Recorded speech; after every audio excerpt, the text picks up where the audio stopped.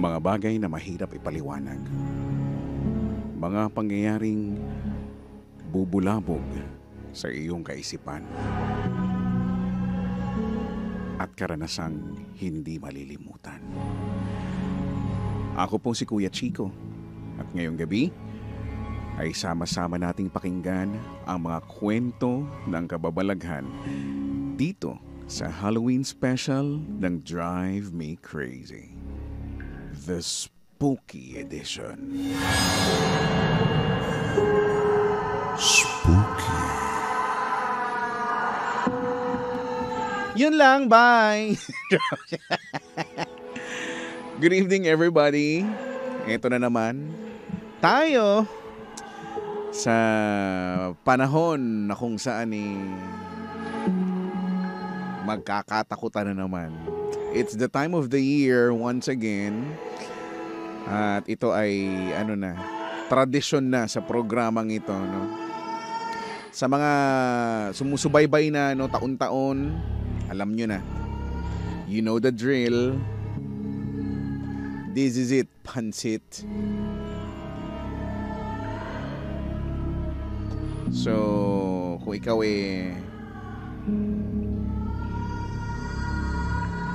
may mga stories na gustong i-share na may kinalaman sa mga bagay na hindi basta-basta na ipapaliwanag,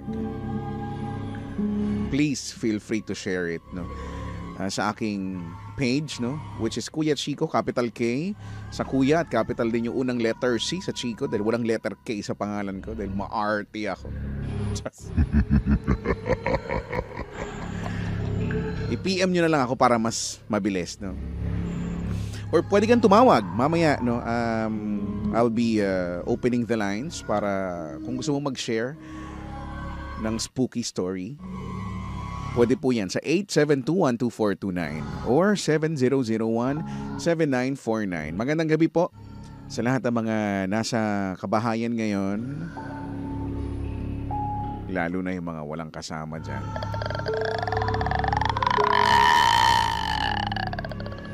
Yan ang akala mo. Yung mga mag-isa sa kwarto.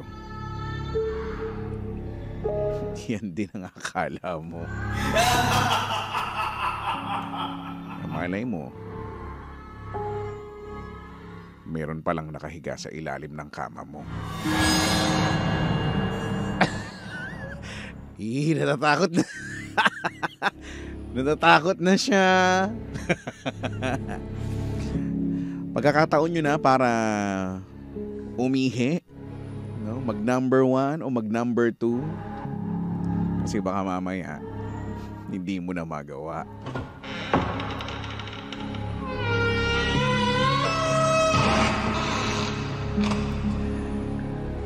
So once again, welcome po sa 2024 edition ng espesyal na pagtatanghal ng Drive Me Crazy. Ito nga ang ating Halloween special, the Spooky Edition. Sabi ni Jomar, basta spooky, mahilig si Kuya Chico niyan.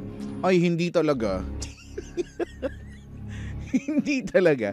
Baka yung isang piraso kong bisita dito, mahilig sa spooky. Dito nga siya. Sabi niya, Kuya Chico, saan na yung spooky? Gusto ko makita yung spooky.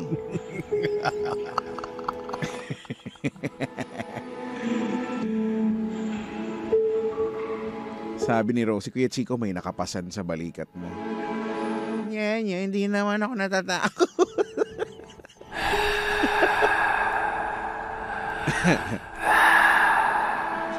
So mag-send na. This is going to be a 3-day special. Magsisimula nga ngayon, no? October 29, bukas October 30, and our last day will be on Thursday, October 31. So mag-send ka lang ng spooky story or stories. Kung hindi ko mabasa ngayon, no, may bukas pa, may Thursday pa, 'di ba? So hello sa mga mahihilig diyan sa spooky, mga mahilig magkatakutan. Spooky. Si Ino Jordan na present dyan sa comment section, no? Kailangan ko ng tulong ni Amit the Great. I cannot see the comments. Hello po sa mga nasa TikTok live. I just can't see the comments. At kinukuha na ni Amito ang parting ito ng mundo. Ayun, nakikita ko na. What happened? Yun lang pala ang gagawin. Sorry, medyo patanga-tanga yung Deji. Spooky. Si Mian, inaandyan sa TikTok Live. Magandang gabi. Hello. Si Mark Bryan, inaandyan din, no? Sabi niya, start na daw. Sabi ni Andy, baka akala mo lang din mag-isa ka sa dyan sa booth mo, Kuya Chico. Hindi mo ako matatakot. May kasama ako. May bisita ako isang piraso. Nye. Kala mo, Meron. Ano nga pangalan mo, be? Si Pedro, nandito si Pedro. Ha? Si Pedro? Abilong. Andito si Pedro Abilong sa lahat ng mga nakakakilala sa kanya. Hindi nyo. Kaya lang hindi ko alam tao kaya itong busy. Ito ngayon kasi madilim ngayon. So para may konting effects, pinatay ko yung mga ilaw. So naandun siya sa may sofa, no, sa may bandang harapan ko, bandang kanan. Hindi ko lang alam kung mamaya magta-transform ba siya. So ngayon parang okay naman eh. Mamaya pag bigla akong tumakbo, alam nyo na ha. Pag bigla ako tumakbo dito, alam nyo na. Sabi ni Flores, talaga lang nakakatakot yan . Baka nakakata-cute lang yan. Hindi ko alam. Si Didin Donut on TikTok Live says, eating while listening with my wife. Hello po sa lahat ng mga kumakain ngayon. So again, kung naninibago ka sa naririnig or napapanood mo, it is because ito po ang Halloween special ng Drive Me Crazy. So, just to give you a background, no, kung saan ba ito nagsimula. Taon-taon naman ito na, no. Yung iba, inaabangan na siya talaga. Feeling ko nga sa programa ko, ito lang talaga yung gustong panoorin o pakinggan ng mga tao. Wala nang iba. So, it started nung nandun pa ako sa pinakauna kong stasyon. Sa Yes FM pa nun. So taon-taon, 'di ba, ng mga bata, lalo na yung mga batang 90s, no. Taon-taon nangingilabot tayo palagi, no, kapag magno-November na sa mga palabas sa TV, 'di ba? Nangunguna na diyan yung Magandang Gabi. Yan, 'di ba, si Noli De Castro, laging ang sanhi ng pagkatakot ng mga batang 90s to mga panahon na yon, diba? Na kung saan gabi yun eh. Yan yung mga oras na magluluto din ng ng hapunan, diba? Tapos uutusan ka, siyempre nanonood ka na, diba? Nanonood ka na, natatakot ka na kasi diba yung mga sound, yung effects dati, yung mga special visual effects dati, diba? Yung mga makeup. Talagang nakakatakot talaga. Para sa atin dati, 'di ba? Kasi nung mga bata pa tayo. Tapos andyan yung uutusan kang bumili ng suka, toyo. Tapos ang hirap bumili ng suka at toyo, lalo na kung may dadaanan kang eskinita. Kasi iniisip mo may susunod sa'yo.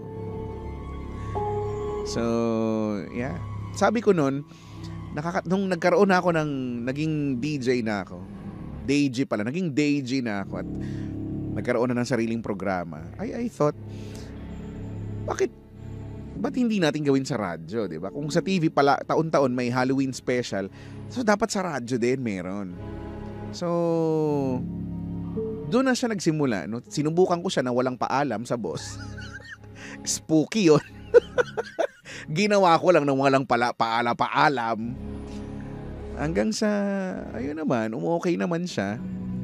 Hinanap na ng mga tao. Gusto na nila araw-araw, pero umay naman, di ba? So,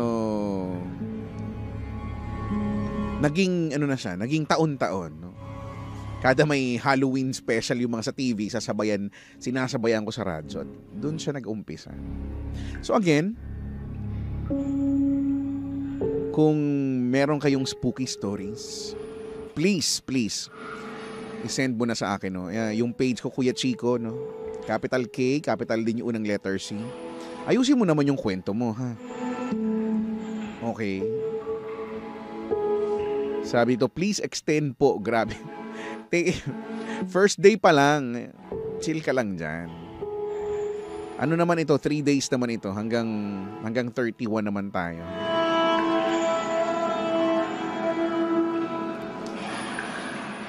Heist. Sabi ni Ranzo Salvacion, tradisyon na ng Pinoy ang spooky ni Kuya Chico. Oh. Sabi ni Chester Aguila, excited na akong makita. And ang mga di nakikita, ang marinig ang di naririnig. Kung sa singit ba ng kadiliman o sa gilagid ng kababalaghan. Parang baho. Imaginin mo, di ba? Handa na ba kayo na dumayo sa singit ng kadiliman at masindak sa gilagid ng kababalaghan? Parang medyo dugyot.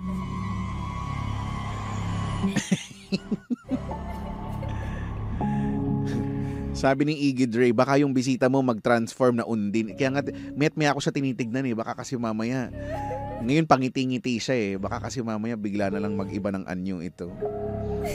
Hindi ko alam. Why naman like that?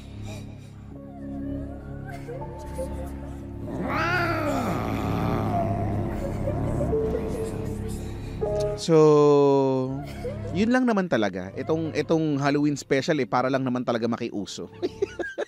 Yun lang naman talaga ang purpose ng edition na ito.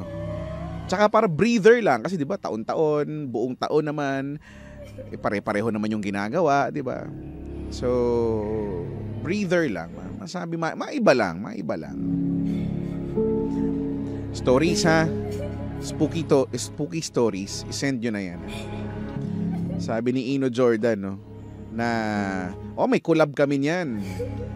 Panoorin niyo yung kanyang pumunta kayo dun sa kanyang YouTube channel, no. Hanapin niyo yung Tiyanak sa Stomach. Totoo nga, hindi ako nagbibiro. Yung episode na Tiyanak sa Stomach, starring ako doon. Bakla ako doon. Ewan ko ba dito kay Ino Jordan, ba't ginagawa akong bakla doon sa storya niya? Wala namang bakla dito. Charot! Just lang.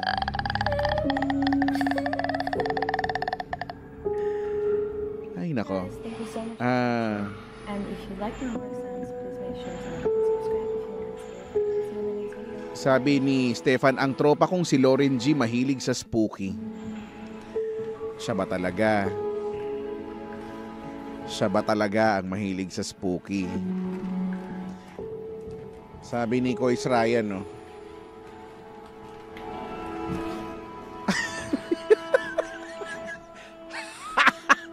Nag-send siya ng spooky. Ayoko na ito. Ito yung hindi ko gustong spooky. Ano ba? Ba't mo pati? Ay, hindi ko pwede ipakita sa inyo. Di ba kasi tattoo artist kasi siya. Sinindan niya ako ng may alambre yung spooky. Ano ba to? Tulungan mo ako. Ayoko. Hindi ko nga matulungan sarili ko. Baka bastos nito ni Kois Ryan. Ayoko yan. Please delete. Please delete. Ay, nako. Si Kwentong kakatakot. Sabi niya, nakakamiss talaga makinig ng live. 6:43. Simulan na natin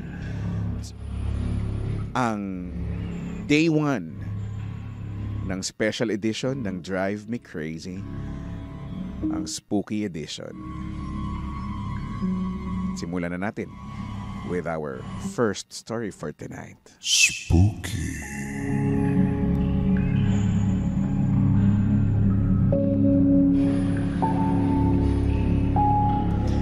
Ang ating unang storya ay pinadala ni Emma.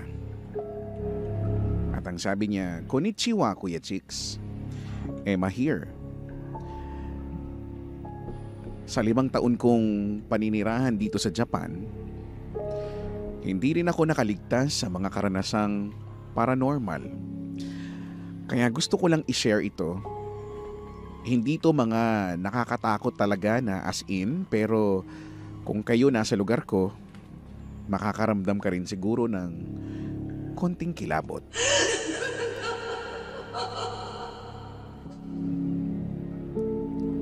Pangunahan ko na kayo.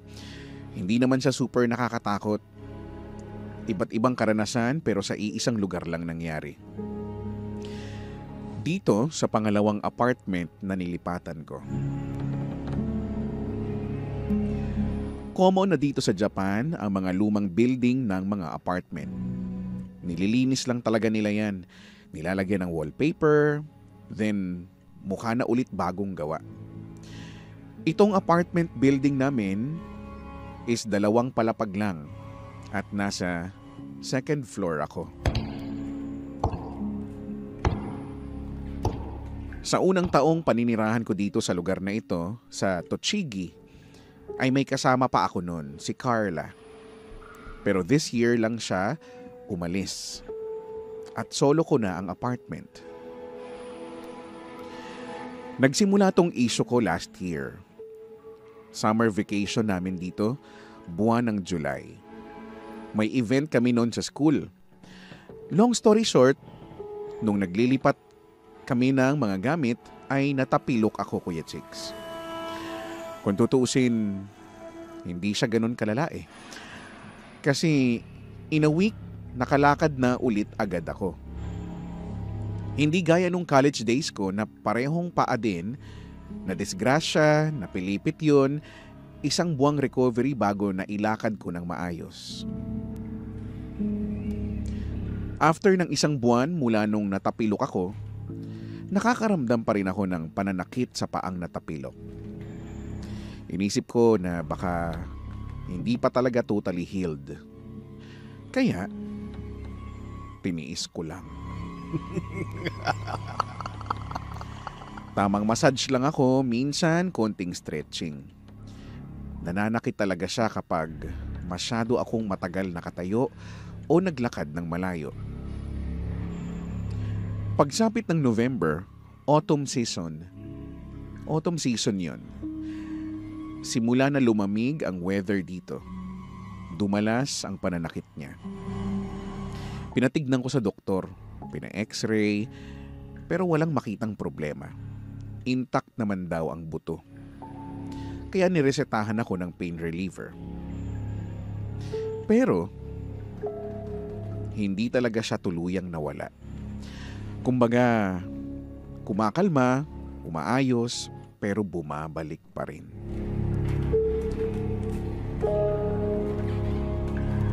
Fast forward this year, 2024. Buong buwan ng summer vacation namin, sa August, nasa apartment lang talaga ako. Hindi ako nag-travel, hindi rin umuwi ng Pinas kasi walang budget. Nakaupo lang ako sa harap ng laptop at TV maghapon, gumagawa ng kung ano-ano. Naka-Indian seat ako palagi. Ganoon ang posisyon ko. October, balik klase na kami. Pero unang linggo pa lang, napansin kong nananakit ulit ang paa ko. Pero this time, may pamamaganang kasama. Tiniis ko siya, Kuya Chicks. Akala ko mawawala lang din gaya ng una. Akala ko, sa posisyon lang ng pagkakaupo ko nung bakasyon. Hanggang sa second week na, hindi pa rin nawawala at mas namaga pa nga. Umabot na sa puntong kahit tulog ako, ramdam ko ang sakit ng paa ko. Yung throbbing pain na kung kailan naka-relax mode na ang katawan mo, mas na-emphasize ang pananakit. Hindi na ako makapaglakad ng maayos. So ending, pinadoktor ko ulit. Pero ibang doktor na. Initial check-up, pina-x-ray at ultrasound. Walang nakitang bali o problema sa buto. Pero namamaga ang laman sa baba ng bukong-bukong. Nagreseta si Doc ng painkiller at sabi after a week, pagbalik ko sa kanya, kung masakit pa rin, ay ipapa-MRI na daw. Fast forward ulit. Bumalik ako kay Doc na masakit pa rin ang paa kaya pina-MRI na niya ako. Kinabahan ako bilang di ako sanay na nao-ospital. Parang ang laking bagay na nun for me. Maliban sa gastos, ang isa kong concern. Parting pa ako lang ang sinalang sa MRI machine. Ang tagal pala nung procedure na yun, mga 30 minutes. Pagbasa ng doktor sa results, parang hirap siya mag-explain kaya nag-call for help na ako. Hindi kasi nakakapag-English ang mga tao dito, Kuya Chicks. Isa to sa mahirap kapag andito ka. May mga clinics and minsan, ospital na hindi tumatanggap ng mga foreigner na pasyente. Ang hirap malaman pag may karamdaman ka kasi di maipaliwanag ng maayos. Manghuhula ka pa sa ibig niyang sabihin. Yung kasamahang tinawag ko ay half Japanese, half American siya. So tiwala ako na magkakaintindihan sila and maipapaliwanag din niya sa akin ng maayos ang resulta ng MRI. At ang resulta,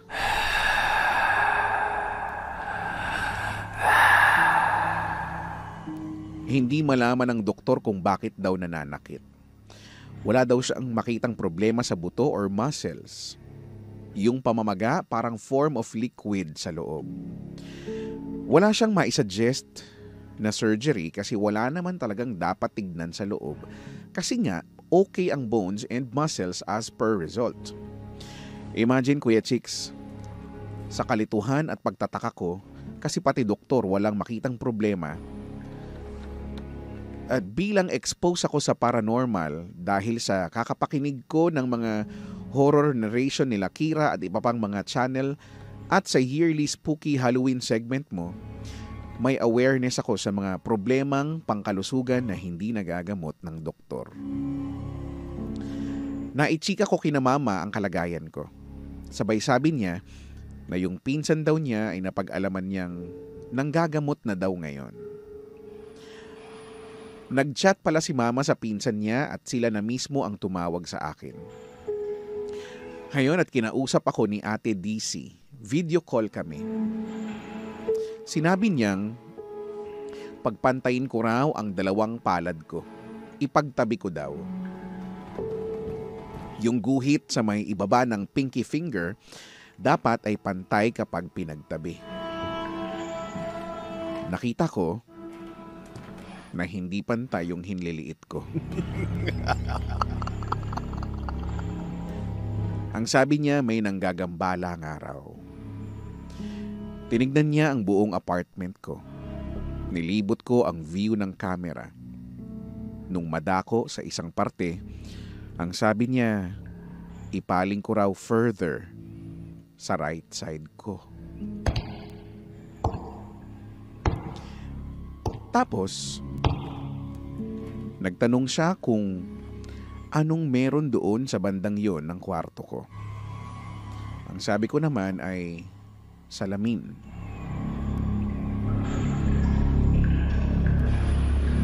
Kasi dingding na ng kabilang kwarto yon, hindi nasakop ng room ko pero may salamin sa likuran ko lang. Kapag palabas ako ng kwarto, madadaanan ko sa left ang salamin. Mahaba siya, siguro mga 4 feet mahigit, nakamount sa wall. Tapos, alanganing ngumiti si Ate DC. Yung parang may nakita pero nag-aalangang sabihin. So, ako na ang nagtanong. Baka kasi iniisip niyang matatakot ako. Well, natatakot naman ako, Kuya Chicks, pero hindi naman yung tipong super bothered ako na di makatulog na klase ng takot. Sabi ko sa kanya, meron dito, Teno. May kasama ako.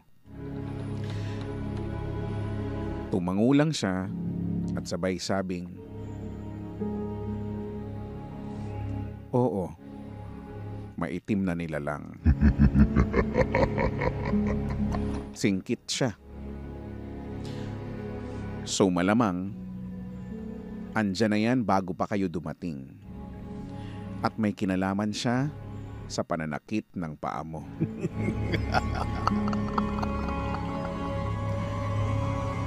Di na ako nagtaka. Sa lumang building ba naman ang apartment, di na malayo na may namatay na dito. Ang hindi ko lang sure ay kung anong kinamatay. Alam nyo naman dito, Kuya Chicks, uso ang pagpapatiwakal, di ba? Sunod na tinanong ni Ate Dizzy is kung madalas daw bang sumakit ang likod ko. Napaisip ako at saka na-realize na oo nga no. Panay pananakit nga sa may batok, sa may shoulders. Naisip ko tuloy na baka mamaya nakasampa or nakaakbay or kung ano. Pinag-pray over ako ni Ate Dizzy, Kuya Chicks. Di niya ako magagamot ng tuloy-tuloy kasi wala akong kasama. Kinagabihan, magkausap kami ng boyfriend kong si Bilius. Nagkwento ako ng lahat ng napag-usapan namin ni Ate Dizzy. Saka lang siya umamin na kahit dati pa daw, unang punta pa lang niya dito sa Japan, sa apartment namin sa Tochigi, ay may nararamdaman na talaga siya. Hindi nakakakita si Bilius, Kuya Chicks.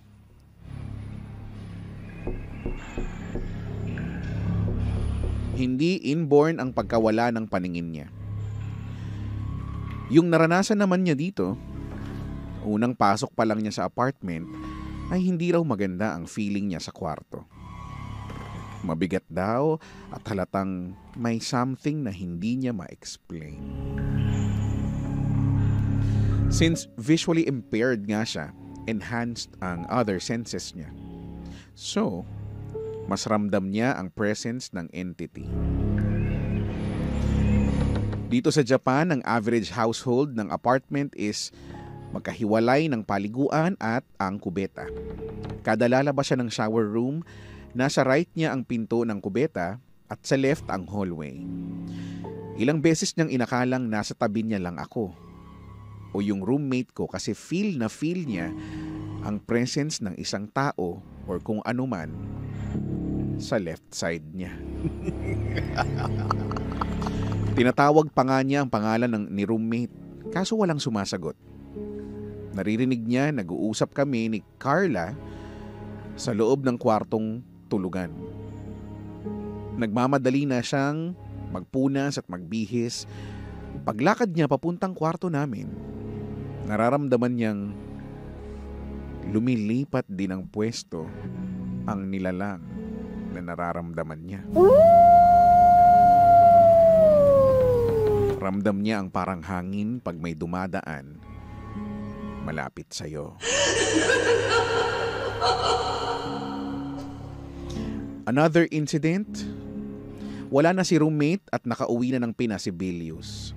Magkausap kami sa messenger. Nagluluto ako. Tapos nagtanong siya kung may kasama daw ba ako. Ang sabi ko wala. Nakabukas daw ba ang TV? Ang sabi ko hindi. Nagtanong ako kung bakit. Sagot naman niya, may naririnig daw siyang nag-uusap. Mga dalawang tao, babae at lalaki.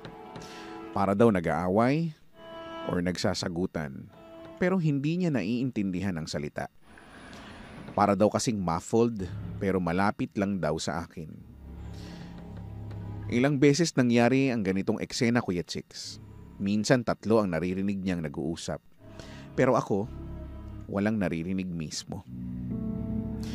Sa end ko naman, may ilang beses na nangangamoy sigarilyo ang kwarto, pero saglit lang.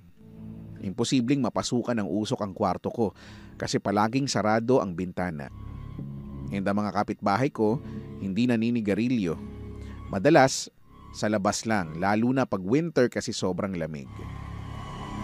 May pagkakataong nakakarinig ako ng lalaking umuubo.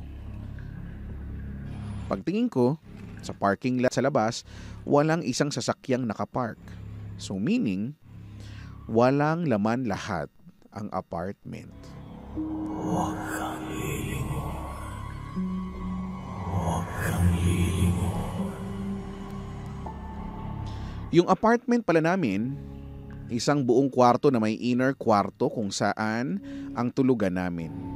Ang built-in mesa sa patungan ng TV. Sa labas nun ang maliit na kusina, shower room at separate na toilet area. Sa loob ng tulugan namin, ang style is yung bed mga half ng total height ng room. Sa baba, may parang storage area. Para siyang sa capsule hotel dito sa Japan. At doon ako sa parting yon natutulog kasi gusto ko nang may panara pag natutulog. Si Carla ang nasa taas ko. May time din dati nung nandito pa si Carla. Madalas kong akalaing dumating na siya kasi nakasara ang tulugan ko. Di ko kita ang labas. Lalo na pag winter, madalas nakasara ang pinto ko sa baba. Napapansin kong parang may naglalakad sa loob ng kwarto. As in mayabag talaga akong naririnig. Kahoy lang ang sahig sa mga apartment dito. Kaya dinig mo pag umiingit ang floor dahil sa may naglalakad.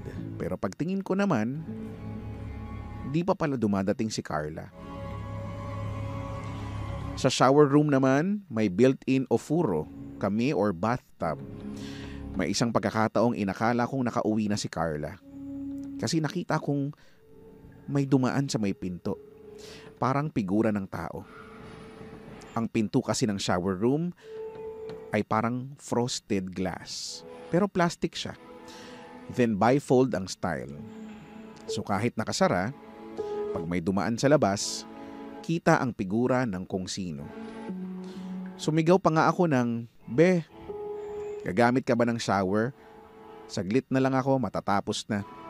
Magbabanlaw na lang ako ha." Walang sumagot. Pero naririnig ko yung parang may tao talaga na sa loob ng tulugan namin.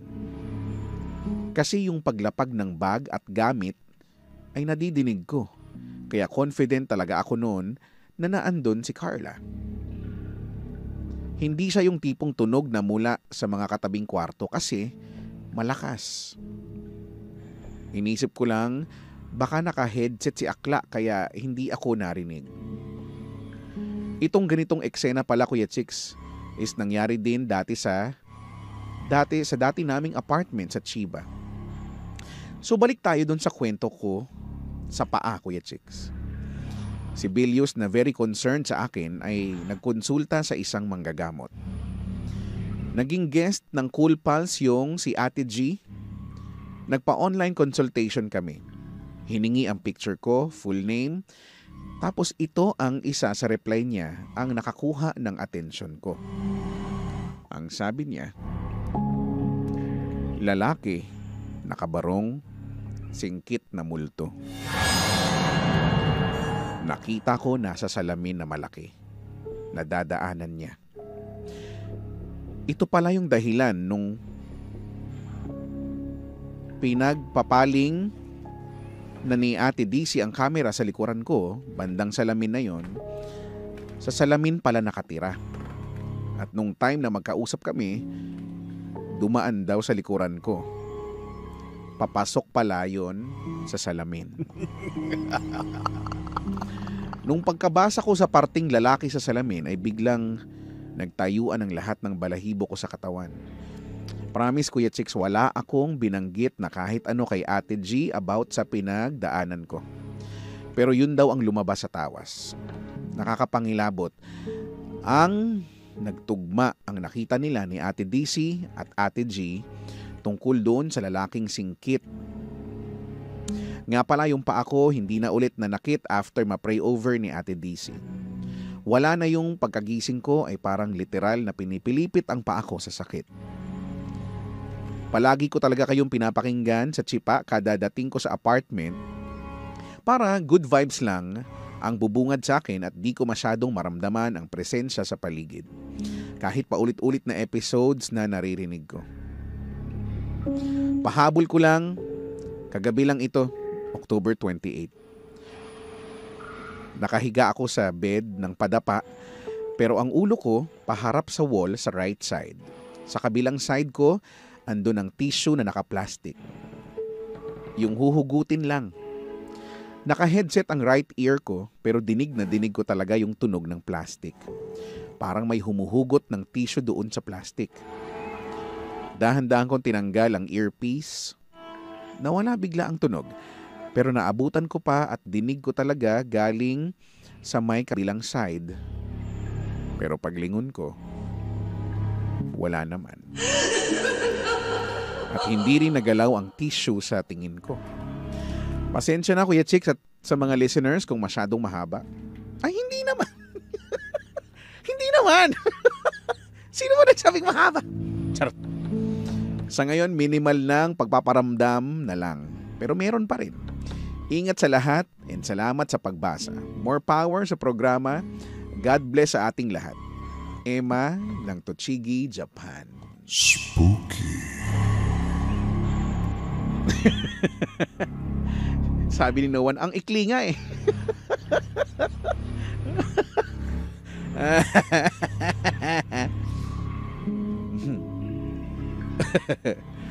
Sabi ni Atsun, ba't naman hinugot, Ems? Yung tissue yon hinugot. Kayo naman. Sabi ni Ems Ruan, no, si Chico talaga yon, singkit na nakabarong. Baka nga ako talaga yon. Nice nako. 7:06. There you have it, ang ating unang spooky story. Mamaya, marami pang ispookihan. Welcome back to the show. Ito po ang unang araw ng espesyal na pagtatanghal ng DMC or ng Drive Me Crazy. Ito nga ang ating Halloween special, The Spooky Edition. We are still live, no, sa TikTok Live. Hello sa mga nasa TikTok Live. Si Angel. Hi, Angel. Sabi niya, takutan ba tonight? Yes, Angel. It is. Kaya kung meron kang spooky story that you wanna share, please feel free to send me a PM, no? Or pwede mo akong tawagan. 872-12429, 70017949. Habang inaabangan daw ni Richard,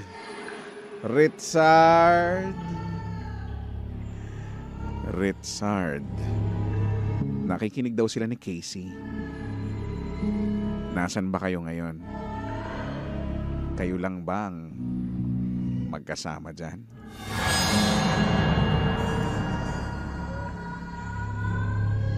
Kayo lang ba sa tingin ninyo? O okay.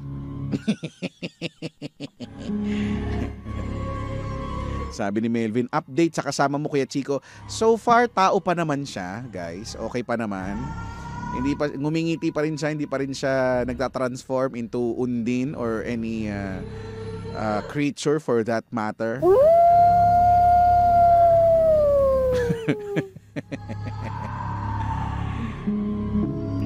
Sabi ni Brian Starfruit, marami na naman siguro hindi makaihi nito mamaya. Ay na nga. Okay. Guys send ka lang ng send lang kayo ng send ng inyong mga spooky stories. And speaking of send, hindi ko alam, I hope ready na, no? Pero speaking of send, so may nag-send sa atin, no? This one, bago tayo pumunta sa mga stories, this one ay hindi siya story, no? I-share lang niya. At ito yung laman ng PM niya. Sabi niya, "Hello Kuya Chico, I'm Martin from Manawag, Pangasinan. Not sure kung meron kang segment kung saan pwede akong mag-send ng spooky video ngayong Halloween special mo. Been a fan of yours, of your shows since 2014. Since high school through college and ngayon na adulting life na. Kahit nung lumipat ka ng ibang bansa." Oy, maraming salamat. Habang natatakot na daw agad si Kami. Ay naku Kami. Huwag ka matakot, mamaya may chismis ako. Balik tayo dun sa PM. Sabi niya, so ayun na nga. Ever since gusto ko nang magpadala ng story sa'yo, pero yung mga spooky story ko masyadong private. Laging tungkol sa kulam. Naniniwala ba kayo sa kulam? Pedro, naniniwala ka sa kulam? Yes daw. Sabi niya, yes. Sabi niya, yes. So naniniwala daw siya. Going back. Pero last year, sabi niya dito, dahil binenta na ng mga relatives ko yung lupa kung saan nakatayo yung ancestral house namin, kinailangan ko nang makahanap ng lilipatan namin ng mother ko. Since kaming dalawa na lang din naman ang magkasama simula nung namatay si Papa. Nakahanap ako ng lupa na may not so developed na bungalow. Nasa medyo liblib na part siya ng town namin na Manawag. Nagustuhan ko yung lugar since tahimik at puro puno. Hindi nga lang kagandahan ng kalsada pero aarte pa ba ako at mura ko na lang makukuha. Meron namang mga street lights paggabi pero almost 150 to 200 meters din ang pagitan ng mga ilaw and 500 meters ang pinakamalapit na bahay sa akin both sides. So malayo yun. Last year, early June, nag-start sila ng renovation ng bahay. At first, okay naman kahit liblib at walang mga kapitbahay. Then nung malapit nang matapos yung renovation, nag-send yung pinsan ko na isa din sa mga gumagawa ng bahay, pang-update niya sa akin kasi nagwo-work ako sa Pampanga and weekends lang nakakauwi. At sabi niya dito, insert video. So, sa mga nasa live, mapapanood nyo ito no with the audio kasi mahalagang marinig niyo yung audio. Sa mga nasa radyo, mamaya ipi-play ko no galing dun sa phone ko para marinig nyo kasi hindi niya yata maririnig. So, hindi ko alam kung ready na si Amit the Great. Papakita natin ito yung video.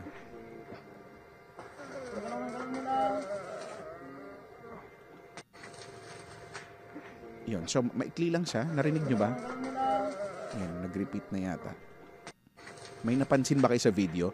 So, para sa mga nasa radyo, no, just to give you an idea, video nga lang siya no, na nakapahaba na binibidyohan niya yung mga gumagawa dun sa bahay. So, nakasampa sila dun sa mga kahoy, mga bakal-bakal. No? So, binidyohan daw nung pinsan niya, no? Na isa din sa mga nagtatrabaho dun. At, pakinggan nyo, ito sa pang nasa radyo. No? Ito yung tunog ng video. Hindi ko alam kung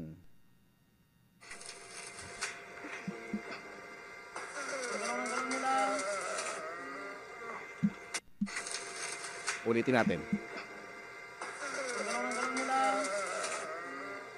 Narinig nyo ba? Ulit. Isa pa.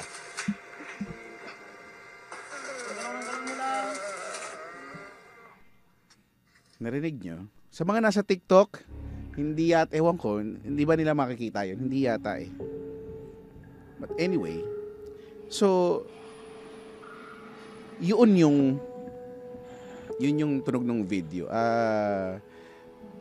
Parang may matandang umuungol o parang nahihirapan siya, di ba? Tapos, sabi dito, tito ko at 2 pinsan ko ang helper niya sa pag-welding. Yung nasa video at pinsan ko naman, yung may hawak ng phone at nag-send sa akin. Sila lang po ang workers ko throughout that renovations. Tanghaling tapat niya sinend sa akin yan. Since nasa work ako at nakita ko yung message niya nung 15-minute break namin. Pinanood ko yung video habang nakamute yung phone ko. Ang sabi ko, okay, mukhang malapit na matapos. Probably a week or 2 na lang ang tatagal.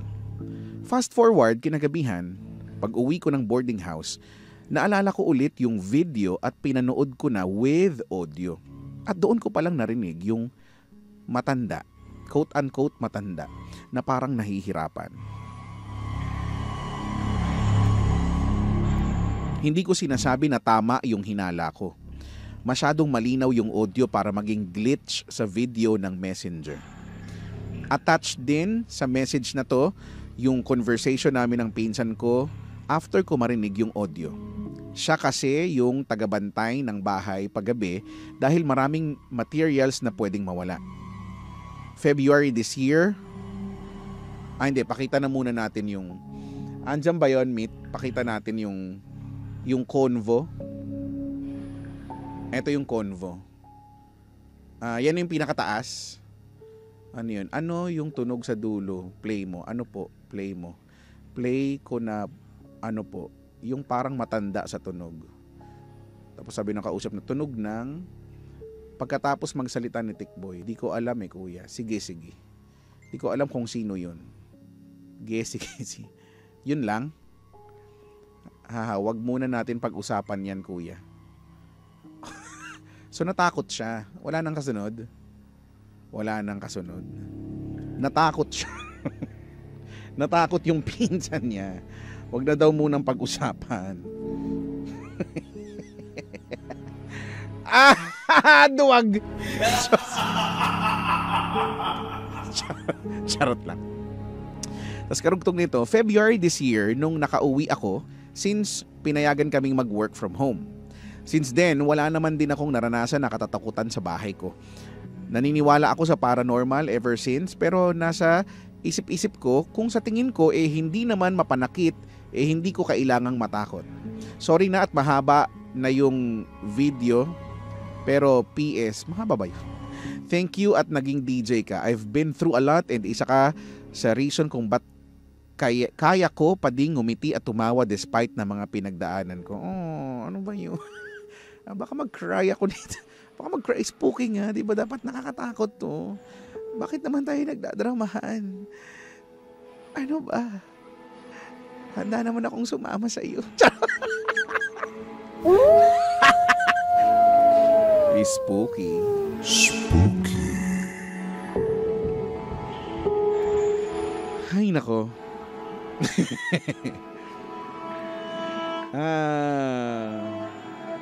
Sabi ni Jasmine, tunog ng welding na kumaskas sa bakal yon, Kuya Chico. Hindi naman ang layo PS, tama na at mag-isa lang ako. Tignan mo, takot ka pala kasi. Kaya ka. Diba, yung tunog, ulitin ko yung tunog para marinig ninyong lahat. Saan na yun?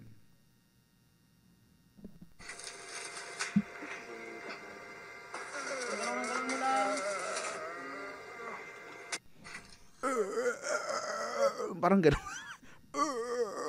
Taguro. Tirahin mo na ako. Napapatingin si Justin. Gano'n nga yun.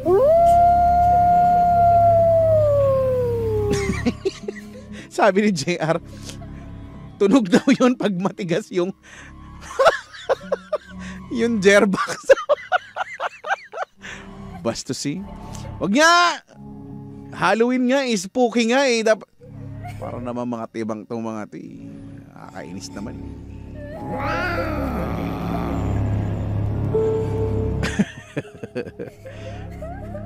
Sabi ni Kwento nga katakot, parang nasa hell yung tunog, ang creepy. Ay nako. Anyway, ito hindi, syempre, hindi naman tayo pare-pareho ng mga paniniwala, di ba, and all, no? Pero kung babalikan natin yung story ni Emma kanina, no, na may part doon na yung manggagamot, di ba, sinabi na pagtapat yung palad, no? And ako, wala naman ako ma-offer na explanation dyan, no? Pero if somebody can please shed some light doon, no? Dahil ako din naman ay believer, no, ng ganyan. At naniniwala ako sa mga bagay na hindi natin na-explain, lalo na ng science, no? At isang x-ray daw yan, no? Kapag ang sakit mo ay, so dalawang daw uri ng sakit. Yung isa ay physical, which kailangan ng doktor at medical attention, and the other one is ang sakit mo ay spiritual. And when you say spiritual, hindi ka mapapagaling ng doktor, no? Kahit anong gawin. Because ibang manggagamot, yan nga sila, yung mga manggagamot, sila yung kailangan mo, no?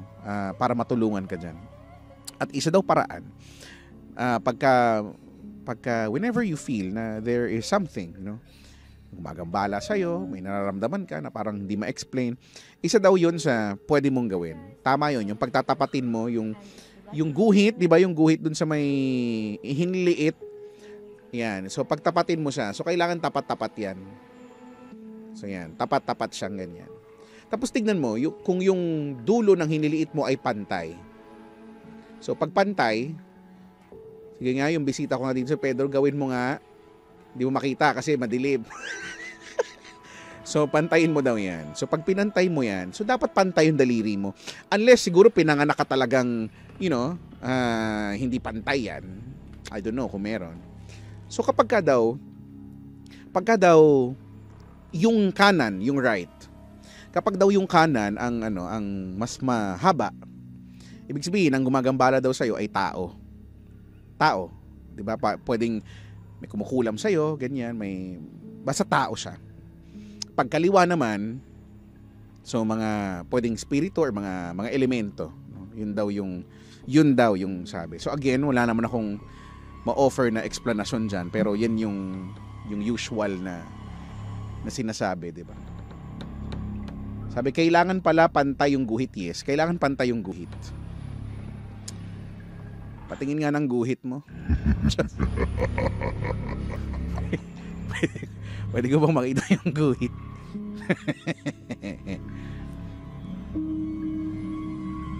Sabi ni Daniel, pag hindi pantay, lus-lus. Iba yun. Palad yung pinag-uusapan natin. Bastos nito. Kulit nyo eh. Paano na to magiging nakakatakot ang gugulo nyo? Anyway, 9 more minutes before 8. Bilis ng oras. Let's proceed with our next story.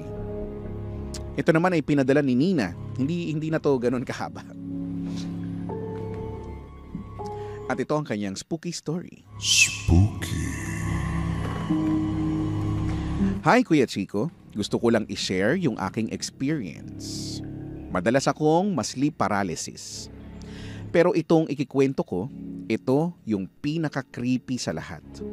29 years old ako, year 2018 ito nangyari.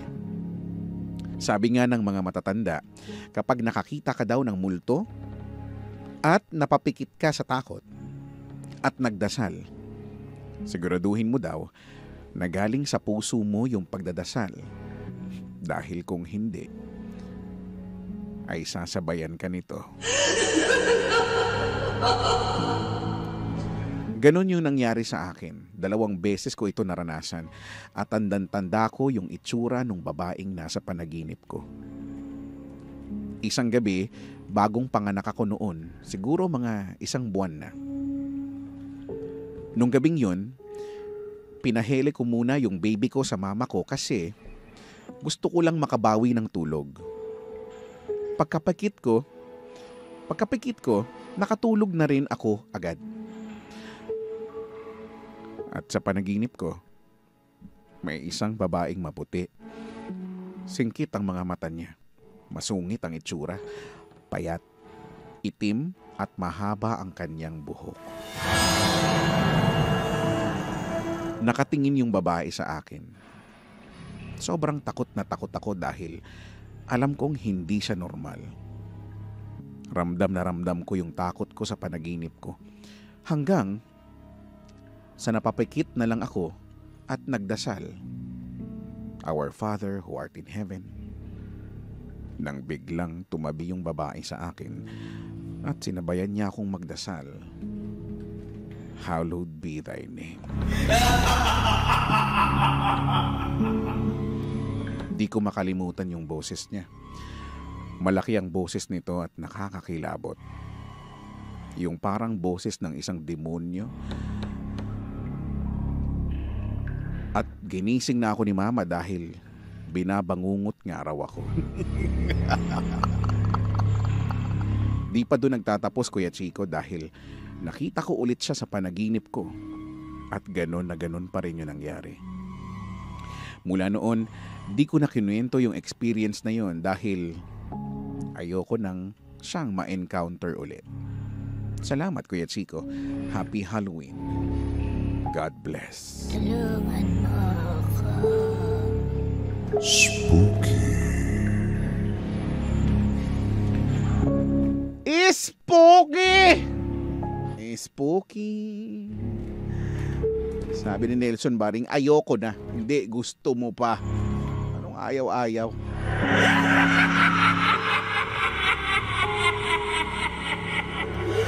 Sabi ni JR, hindi ba si Lindsay yung nakita niya? Maputi, singkit at masungit. Masungit ba si Lindsay? Isusumbong kita. Masungit ba si Hinday? Mukha lang masungit. Hindi yun grabe ka kay Linda. Isusumbong talaga kita.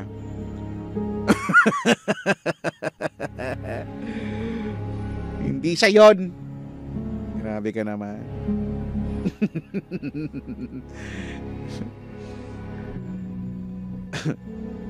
Sabi ni, masungit lang, nasuklit ko sa katangian niya. Sabi dito. Grabe ka. First day ba to ng spooky, Kuya Chik? Sabi ni Thalia, yes. First day. So 3-day special naman to, no? Hanggang 31. So again and again, mag-send na kayo ng inyong spooky stories. I-PM nyo lang ako, no? Sa aking page or kahit saan, no? Pwede yan.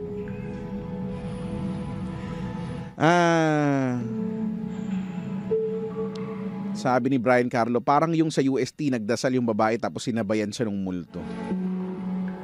'Di ba? Kaya din daw nila nga magdasal, no? Lalo na kung hindi tama, I think tama 'yon, no? Lalo na kung hindi galing sa puso yung panalangin mo, no? Ako kasi naniniwala na iba yung dasal, iba yung nagdadasal sa nananalangin, di ba? Parang feeling ko mas malalim when you say nananalangin ka. It comes from the heart, no? Kung nagdasal ka, pwede namang kabisado mo lang yung dasal, di ba? Or dahil napilitan ka lang, dahil kailangan lang, no? Dasal. So, kaya dapat, tingin ko, again, tayo ay nananalangin, no? Hindi tayo nagdadasal lang.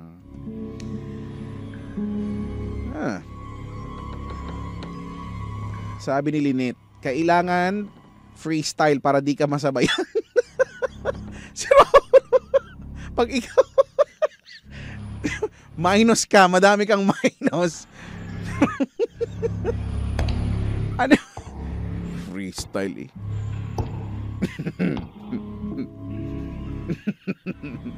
Three more minutes before 8 in the PM. Ito pala si Nina yung nagkwento, oh. Sabi niya, kwento ko yan. Salamat kay Chico. Siya pala yung nag-send. Oh. Sana sample daw nung freestyle, sabi ni Pedro. Sino ba yung nag-comment nun? Pag tayo, sinasabi ko sa inyo, pag na-minusan kayo. Sabi ni Lynette, grabe naman sa minus. Anong grabe? Tama lang yun, ma-minusan ka talaga. Sabi dito, Kuya Chico, kwento ka ng sarili mong karanasan sa kababalaghan. Hindi, nakwento ko na to last year eh. Wala namang. So, okay, ang recent ko na na nare-recall na experience tungkol dyan when I was with MOR 101.9. So 'di ba, so 2017 ay nandito ako, no? Yung Energy FM 1.0 ko na pang umaga ako noon. And then 2020 I joined MOR ABS-CBN. And the franchise issue happened, 'di ba? And I came back here. So ito yung talagang kasi hindi naman ako talaga para nakakakita, no? Yung nararamdaman, alam ko yan. Alam ko na meron. Sure ako dyan. Pero yung vision, wala naman kasi akong ganun. So, eto ka na nga sa mga hindi pa nakakaalam. So, I was doing the show, yung panggabi. Ang show ko noon ay 9 p.m. hanggang 12 midnight. So, may caller. Okay, may caller. Yung usual, yung mga dati kong ginagawa, di ba? Yung tatawag, magkikwento, mag-uusap, kung kaya, mag-a-advise, ganyan. So, may caller ako.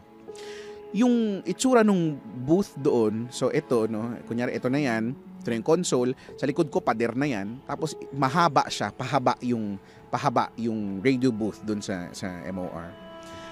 To my left, ay yung pinto. Yung pinto, yung mabigat na pintuan. Pagbukas mo ng pinto, andyan, no, sa bandang left ko. Pagbukas yung pinto, andyan yung malaking, alam mo yung haligi ng building, malaki yung haligi, yung pwede ka magtago. Pwede ka magtago. Kahit 2, 3 ikaw, kayang magtago. Kasi malaki yung poste mismo ng building na andun. Halos tapat. Kung if my memory serves me right, no, nung pintuan. Okay, o di eto na. Kausap ko yung caller, nagtatrabaho ako. Biglang doon sa may pader may hugis tao na anino, kasi ganun ko siya na visualize. Sumilip siya dito. Gumanon lang, as in saglit lang. Sumilip siyang ganon, tapos bumalik. May kausap ako. So parang okay, doon sa room walang ibang tao, ako lang. Kasi yung producer ko noon na si Arlene may ginagawa doon sa kabilang office. So kahit magngangaw-ngaw ako doon, wala makakarinig sa akin doon. Sumilip siya. Mabilis.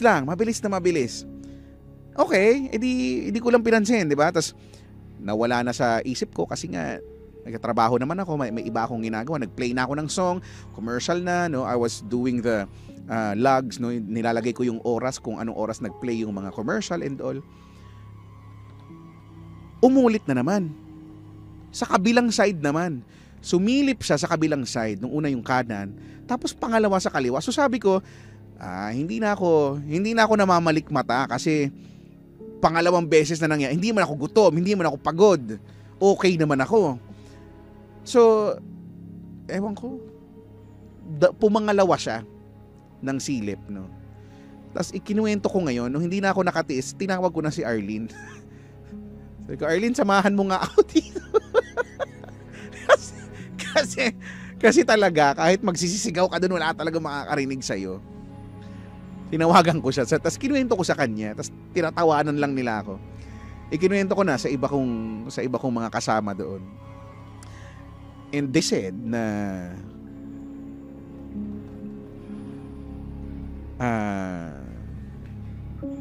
meron daw talaga doon. Kumbaga, ang sinabi nga nila sa akin, welcome ka lang. Kasi meron daw talaga. Meron daw doon sa... So, I guess, yung siguro baka hindi ko alam, portal yata, no? Yung pinto noon makaharap nung pader na yon na malaki. I don't know. Sabi ni Louie, duwag. Kung saktan kaya kita ngayon. Syempre, no? Malay ko ba? Tapos ang lamig-lamig pa nun. Ay, nako. Spooky.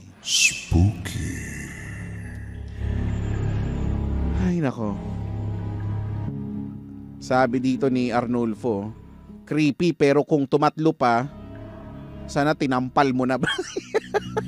Feeling ko, yun na talaga yung gagawin ko. Kung tumatlo pa talaga siya, baka i-power kick ko na talaga siya. Kung makakasipa pa ako. nako.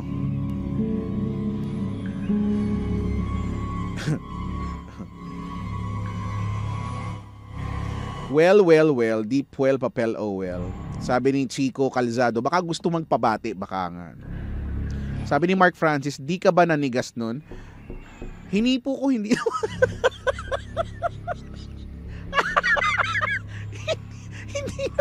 hindi naman. Parang nakakuluntoy. Ano ba yun? Hindi ako nanigas, hindi naman. Hindi talaga. Hindi naman. Sabi ni Dale, mga mahihinang nilalang. Sabi ni Al Brian Zembrano, payag ka, may third eye ka pero may sore eyes. Sikuhin kaya kita sa Adam's Apple nang makita mo yung hinahanap.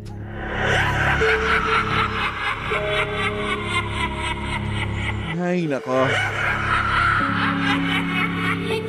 Anyway, 8:04, we'll be back with last set of stories. Anyway. Live pa rin tayo, TikTok live, no, sa FB. Hello po. Magandang gabi. Pwede na kayong tumawag 8721-2429, 70017949. And I think we have a caller on the line. Kausapin natin. Energy, hello. Hello po, Kuya Chico. Magandang gabi, kuya. Sino ikaw? Enzo po. Enzo, taga saan ka, Kois? Muntinlupa po. Diyan ka na ba born and raised o nalipat lang kayo dyan? Yes po. Born and raised po dito sa Muntinlupa. Ilang taong ka na? 28 years old. Anong pinagkakaabalahan sa life? As of now po, nag-wait pa lang po ako ng mga final interviews sa mga client ko. For virtual assistant. Oh, okay. So, ikaw yung nag-aantay ng final interview, tama? Yes po. Nakaschedule na ako actually for sa mga client ko. So, pag bibilhin na lang nila ako. Taray. Bibilhin ka na lang nila. Magkano ka ba? Depende po. 150 per day. Wow! 150! Parang pwede na rin. Teka lang. What is that? Hello? Hello? Hello po. Narinig mo ako? Yes, naririnig po. Okay, sige. Napindot lang pala ako. Anyway, eto na nga. Welcome sa ating spooky edition. Ano naman itong i-share mo sa amin? Kailan ito nangyari? Saan? Okay. Nangyari po siya way back, I think, 2014 sa Batangas po. 14 sa Batangas. Ano meron sa Batangas, no? That time po kasi lagi ako nagbabakasyon sa province ng pinsan ko para umattend ng liga ng basketball. So, liga every summer para po talaga. Makikilaro ka, dadayo ka, gano'n. Yes po. Tapos makipiesta na rin po, gano'n. Okay. Sige. So, that time po kasi 2014, kaatapos lang po ng liga namin. So, kung di nyo po natatanong, Pechik, so the way back 2012 to 2017, nakakita na talaga ako ng multo, ganito, ganyan. And usually... Kailan pa? 2012? 2012 to 2017. Doon ka nagsimulang nakakakita ng kung ano-ano? Yes po. Siguro dahil na rin po sa depression and stress. Okay. So, nung time na yon, depressed ka nung mga panahon na yon? Kumbaga hindi ito nung bata ka pa kasi 'di ba ganun usually bata pa nakita. Ikaw hindi. Hindi po. Okay. Sige. Tapos. So ayun po. So nung pumunta po ako ng Batangas para sumali po ng liga. Saan yan? Saan Batangas yan? Agoncillo po. Agoncillo, Batangas. Meron palang ganun. Hindi ko alam yun. Anyway. Ayun po. So yun nga po. Sinundo ako ng pinsan ko from sa terminal ng bus and tumambay po muna kami sa bahay ng kaibigan niya. Gabi po yun, nung pagkasundo niya sa akin. So, nung pagkasundo niya sa akin, nagkwentuhan muna kami sa bahay ng mga kaibigan niya. And sabi din ng pinsan ko sa akin na huwag na tayo masyadong magpagabi sa daan kasi baka makasalubong natin yung Santo Niñong Gala. Santo Niñong Gala, okay. Yes po.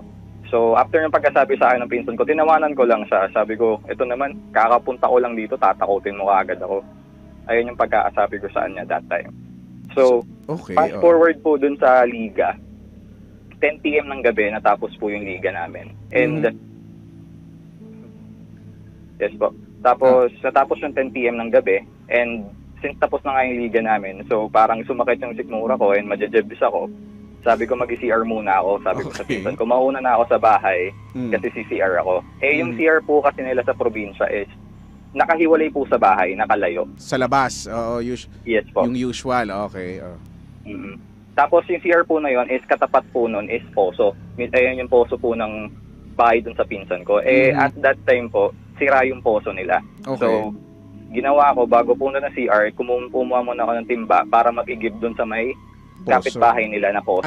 So, medyo malayo po yun. Medyo malayo po yung bahay ng na may poso. So, ginawa ko, kumuha akong flashlight and nagigib na ako sa poso.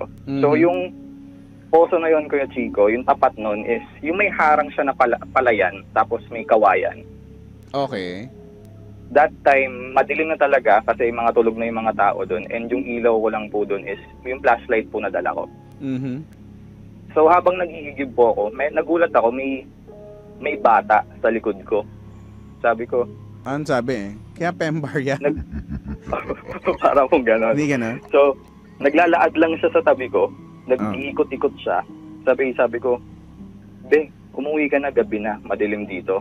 Ayun yung pagkaasabi ko sa bata. Yung bata, babae, lalaki?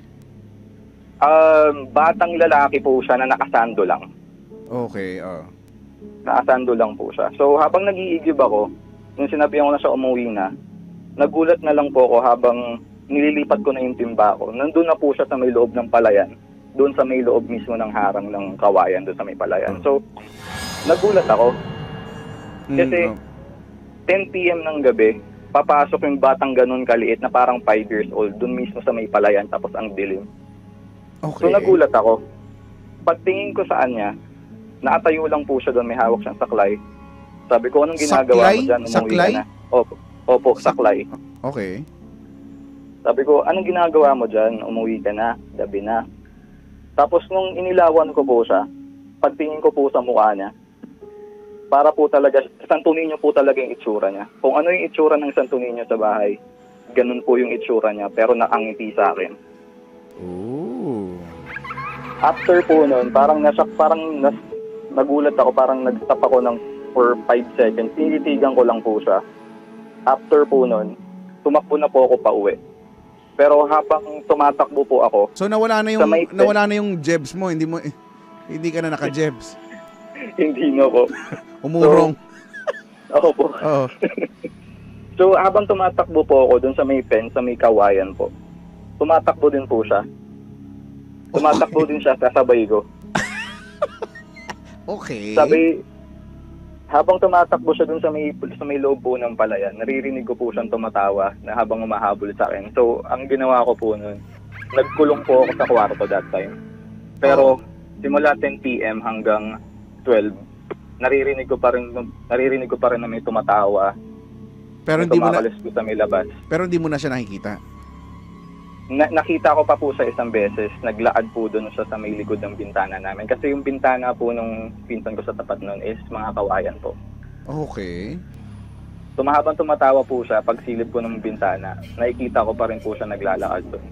Ayun po kasi yung story ng mga Batanggenyo about sa Santo Niñong Gala. So that time hindi ako naniniwala sa engkanto kasi usually. So wait lang, ano daw? So syempre malamang kinuwento mo 'yan sa pinsan mo, sa kanila. Yes po. Ano daw ang ano ang sabi nila? Yung mga pinsan ko po kasi yung nag-start daw na malaman nila yung story na yon about dun sa mga bata and sa mga nagtitinda ng balot na every time na nakikita nila sa gabi yun. Na naglalakad lang siya, pagtitripan ka lang niya, tatakutin ka lang niya. Ay doon po siya nagsimula yung story noon. So, yung sa akin po kasi, parang sanay ako sa Batangas sa every time na uuwi ako, close ako sa mga bata. So, akala ko that time, yung nakita ko bata, hindi po pala. Santo Niño po talaga siya, as in na Santo Niño po talaga. Kung ano yung ang description mo, kung ano yung mga nakikita sa bahay, gano'n. Yes po, yung typical na Santo Niño sa bahay, Okay. 2000 yung gano'n. Ganun po yung itsura niya. Brown yung buhok, kulot, and po maliit. Parang height po siya ng 5 years old na bata. So ano, nangyari pa ba yan? Or may, yung ganyang same incident? Naranasan mo pa yan? Di na. Yung sa Santo Niño Gala po, after po kasi ng experience ko nung gabi na yun, kinaumagahan po ng 6 a.m., sabi ko na agad sa pinsan ko na uuwi ako. Sabi ko, that time po kasi nilagnat ako dahil sa sobrang shock and stress, hindi ko na alam kung anong gagawin. Okay. Sabi ko sa pinsan ko, uuwi na lang ako kasi parang delikado ako dito, sabi ko sa pinsan ko. Pero kinuwento ko rin din po sa kanila. And after po na ikwento ko sa kanila, yung lolo mismo ng pinsan ko is, sabi niya, magdasal muna tayo bago ka umuwi. Okay. Para sigurado tayong ligtas ka sa biyahe. Mhm. So yun po, lahat kami dun, pamilya po dun sa Batangas, is nag-pray po kami, ganun, para safe na travel ko pabalik ng Muntinlupa.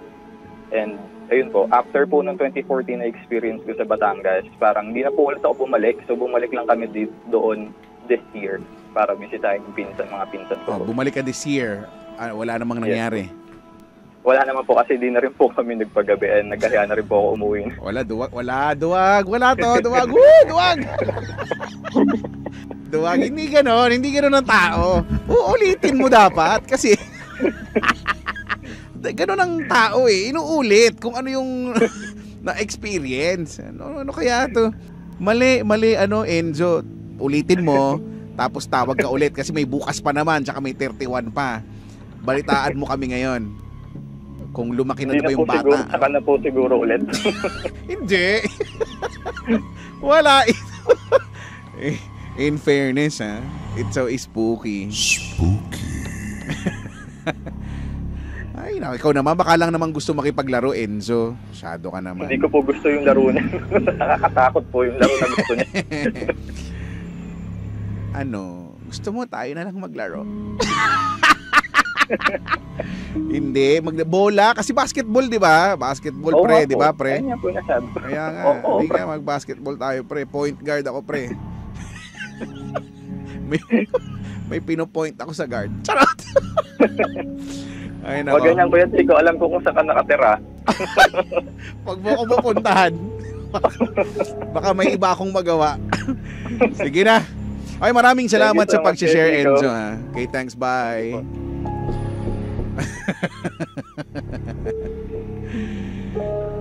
Sabi ni Melvin, ang spooky.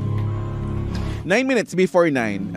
Let's move on with hindi ko sure, this could be probably our last story for tonight. This one sent by John Daniel at ito ang kanyang spooky story. Spooky. Hello, Kuya Chico. Spooking gabi sa lahat. Yung story na isi-share ko ay nangyari nung July 2022. Medyo mahaba lang to pero totoong nangyari sa akin to. Tingin kung mahaba talaga. Charot. Nung time na yon, nasa point ako ng buhay ko na gulong-gulo ako.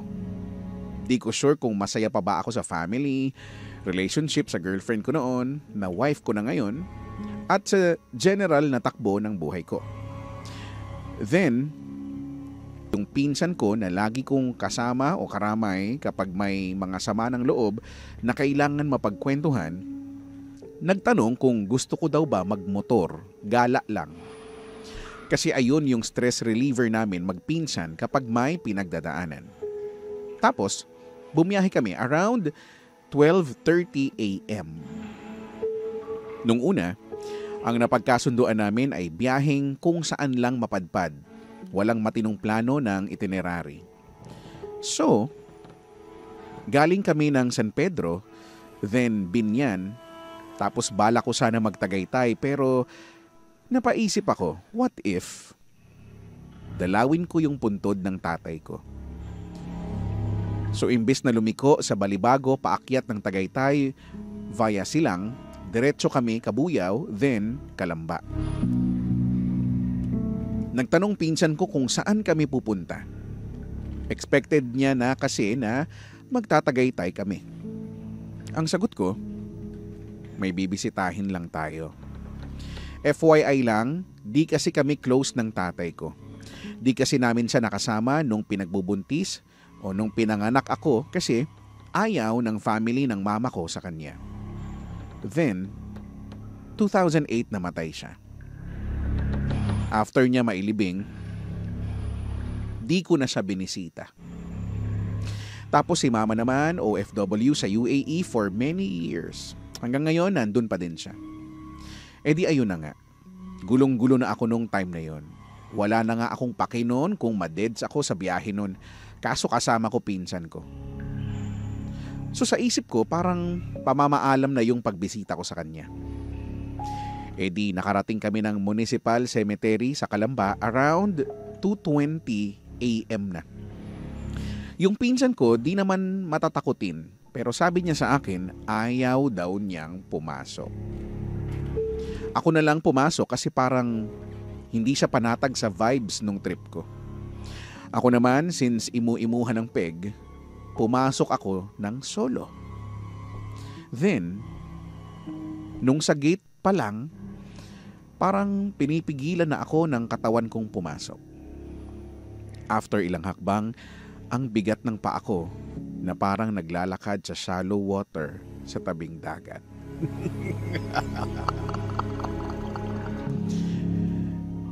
Tapos may ilaw naman sa pinaka-pathway. Kita naman yung kalsada. Pero di ko maaninag yung mga nicho. So ako, tapang-tapangan, diretso lang kahit parang hanggang bewang na yung pakiramdam na nakalubog na tubig o nakalubog sa tubig habang naglalakad. Nung narating ko yung alam ko na spot ng lapida ng tatay ko, di ko makita kasi sobrang dilim na nung lapida. Nagtataka ako kasi may ilaw naman na mas mataas sa mga apartment style na himlayan ng mga patay, pero sa paningin ko, ang naiilawan lang ng poste ay yung daanan. After 5 minutes ng paghahanap, lumabas ako kasi feeling ko may nakatingin sa akin na nasa likod ko lang. Balik ako sa pinsan ko. Jokingly sabi ko, Jay, picturean mo nga ako dito sa may arko para may ipiprint sila sa burol ko. Pero ang totoo, kinakabahan na ako kaya ako nagpa-picture at para nasa bukana lang siya kapag bumalik ulit ako sa loob. So after mag-picture, balik ulit, hanap ulit. Tapos napansin ko lang, ilang lapida yung mga 1-day-old lang na sanggol yung nakalibing. Kinikilabutan na talaga ako. At sabi ko, kapag di ko pa nakita yung tatay ko after 1 minute, alis na ako. Di ko na kaya eh. Then, sa taas ng lapida na tinitignan ko, nandun yung tatay ko. Kasi nung una, sa right side ako nakatingin. Sa left side pala siya. Then, picture lang nung lapida, tapos mag-selfie pa sana ako kaso nung pagtalikod ko sa lapida ng tatay ko, may naaninag ako sa malayong part ng sementeryo na nakaupo.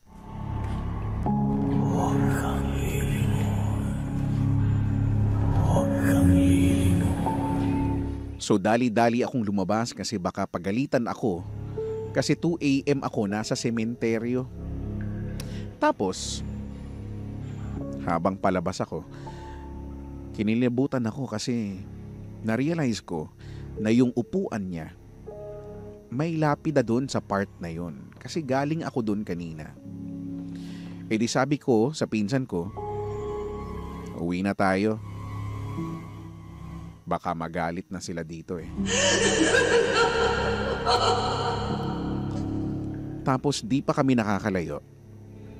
May naramdaman ako sa kanan na braso at binti ko.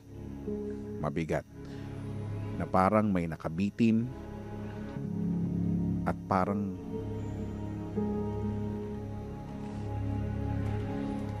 pinipisil ang aking Just sorry, walang ganun.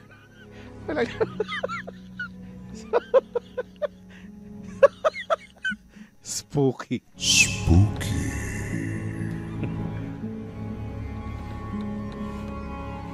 May mabigat na parang nakabitin at parang pinipisil.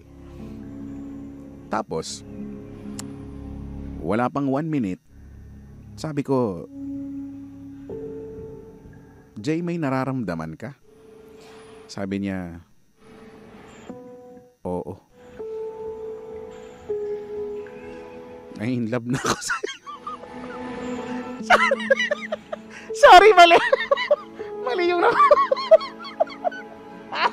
Sorry. Sorry.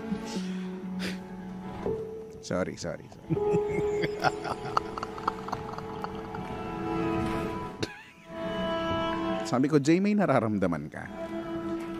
Sabi niya, oo. Sa kanan na kamay at paa ko. Parang pinipiga. Ang sagot ko, hayop, parang may nadala tayo ah. Tapos, bandang malapit na sa SM Calamba, nag-umpisa akong makakita ng dark figure sa peripheral vision ko. Di ko na lang sinabi sa pinsan ko kasi nag-uumpisa na akong matakot. Sabay sabi niya, Dan, nakita mo yung nakatingin sa atin sa may bangketa. Parang anino lang pero ramdam mo yung pagtitig ng elemento. So ako naman, kwinento ko na yung experience ko doon sa loob ng sementeryo. Sabi niya, gagi ka, mukhang may naabala ka at sumama pa sa atin. Sagot ko, paano gagawin natin? Habang nag-uumpisa ng magpanik. Sabi ng pinsan ko, tignan daw muna namin kung gaano kalayo susunod yung sumabit sa biyahe namin. Kalagitnaan ng kabuyaw, nawala yung nararamdaman namin sa mga braso at binti. Pero may times pa din na nagpapakita yung anino na sumama sa amin.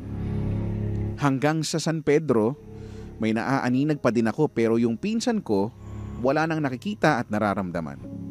So ang ginawa ko, yung unang paresan na nakita ko,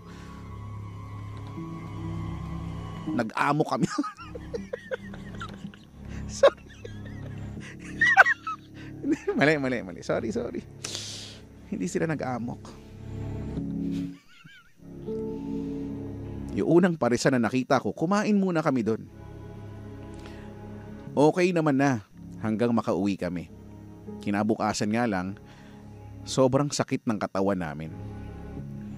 Tapos after ilang araw, nag-chat si mama. Ang sabi, Dan, puntahan mo nga yung tatay mo. Dinalaw ako sa panaginip eh. Baka gusto lang ng dalaw. Di ko na lang sinabi kay mama na baka nagsusumbong siya kasi dumalaw ako ng madaling araw sa kanya. Ayun lang Kuya Chico, more power at sana magkaroon ng tsipa na Halloween special. Mwah! Bye! Spooky.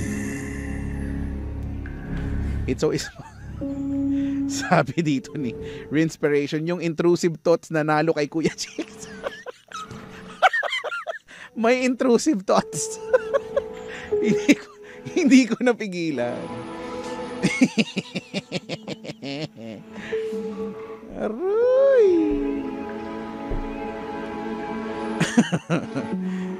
Sabi ni Georgette, nakaka-cancel yung takot ko, quiz. Ano ba? May cancellation. May cancellation.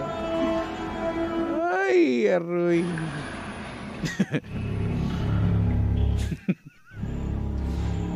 Sabi ni Arnulfo, natatakot na ako eh. Biglang may pagpisil. Sa anes eh. Malay ko ba kung saan pumisil? Hindi ko naman talaga alam.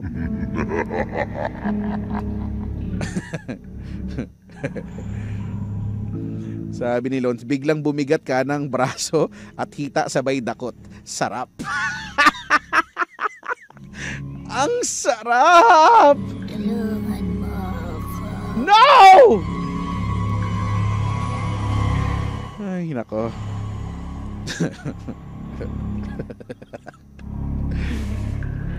Sabi ni Emil, weak. Si Chico nga, may pasahero sa sakyan niya eh. Ay nako, ito si Emil, isa pa to eh. Emil, baka may Bukas baka may bago kang kwento ha. Tumawag mag-share ka naman o kaya i-PM mo ko. Malupit yan si Emil eh. Nakita niya eh. Ewan ko kung binoboxer lang ako nito ha. Kasi ako naman so everyday naman. So may sasakyan no. So I drive. At may mga times talaga na though hindi ko nakikita, malakas talaga yung feels ko na meron talaga akong kasama sa likurang banda. So I drive an Innova na para daw Ferrari. Joke lang, baka maniwala kayo. Bagal-bagal ko magmaneho eh. So sa bandang likuran, feeling ko nandun siya. So ako naman, wala akong, di ba minsan yung intrusive thoughts mo nga, di ba titingnan mo, di ba doon sa rear view mirror para makita mo yung likod. Every time ginagawa ko naman yun, wala naman ako nakikita. Kaya lang may mga pagkakataon na feeling ko talaga na andito siya sa may balikat ko. Feeling ko nandito talaga siya.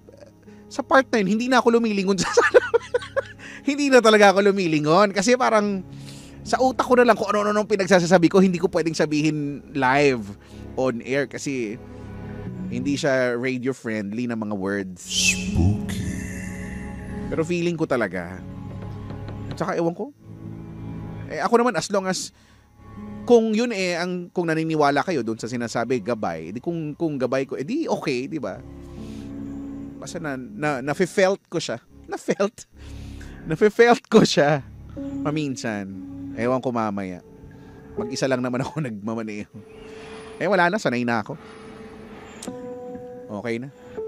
Sanay na ako sa lahat. Sanay na akong masaktan. Sanay na akong umasa sa mga pangako na parang hanggang pangako na lang. Mag-cry na lang ako. At in fairness, yung bisita kong si Pedro ay hindi siya nag-transform, mga kaibigan. So, it's a perfect. Tao siya. Normal po siya, yung isang piraso kong bisita. Sabi, drama ba to? Akala ko spooky ba? Sorry na. Medyo napisil yung damdamin ko dun eh. Sabi ni Kois Ryan, address nga niyan, Kuya Chicks, magpapisil din ako. sa iklog ko. Bastos mo! Sisipag-bastos-bastusan ka na naman.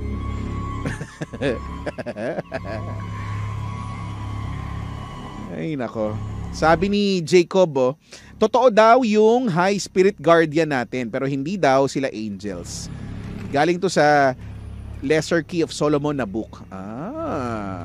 Interesting. In fairness. Sabi ni Juvie, na all napipising. Anyway, hoy, 9:06 na ako'y magpapaalam. Sobrang overtime na. Maraming thank you po sa mga nagtsagang manood, makinig simula pa kanina hanggang sa mga oras na to. Bukas, on our second day or second night, ituloy natin ang takutan dito sa Halloween special ng DMC, ang Spooky Edition. So please send me your stories, no, para mabasa natin bukas at sa 31, okay? Until then, this has been DMC, the Spooky Edition, and this has been your DJ. Ako po, si Kuya Chico. Your favorite DJ! Hanggang sa susunod na kwentuhan ng kababalaghan. Same, pero iba. We are number 106.7 Energy FM.